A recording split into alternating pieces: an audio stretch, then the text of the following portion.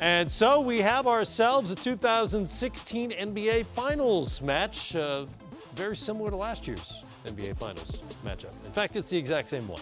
Cavaliers, as you'll recall, led the series 2-1 before the Warriors took it in 6. LeBron James did everything he could possibly be expected to do with a diminished roster, lacking Kyrie Irving after Game 1, never having the services of Kevin Love along the way as he averaged nearly 36 points, 13 boards, and just under 9 assists.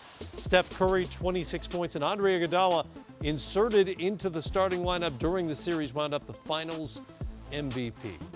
This time around, Cavaliers healthier. We've seen what the big three can do for Cleveland. 6 times this postseason already, they've each scored 20 points or more in a game. How do you see this playing out at first blush? Man, it's going to be interesting from the standpoint, the way Cleveland has shot the three in playoffs thus far. It's been amazing.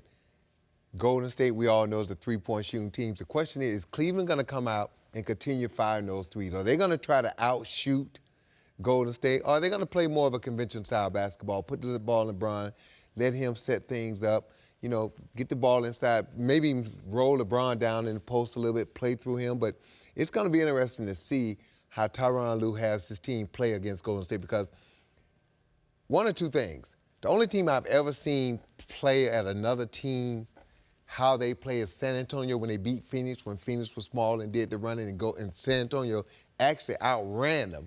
Will Cleveland come out and try to outshoot Golden State in this finals? It's the way they've been playing. That's how they played. I guess the difference in that, Matt, is that, well, we know Golden State is a better shooting team. I mean, overall, they have the best shooting backcourt, but a better shooting team. And they're more constructed and, I guess, more disciplined on the defensive end. There's been more of a reliance on what they do defensively and how they can switch and do those things. The amazing thing still about the series is Golden State and nobody else in the league has one LeBron James, and how much he can tip the scales as to which way Cleveland can go. Mm-hmm. Who does Golden State defend him with? Obviously, Iguodala had success last year, but with the shooters surrounding him, you can't compact the defense like you did in the series last year. Do you make the change? Right. Do you go to Andre Iguodala for the defense against LeBron James and sit Harrison Barnes, or do you start Harrison Barnes and kind of see how things go? Yeah, I think there's just an interesting thing. I think the Warriors have the advantage in their bench and how they can produce off the bench.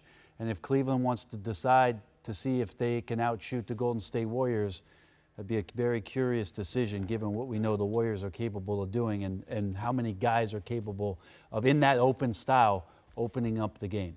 Going to be fun, and of course our coverage begins on Wednesday with the media coverage at 2:30 Eastern Time, and we will see you from Oakland before Game 1 on Thursday night.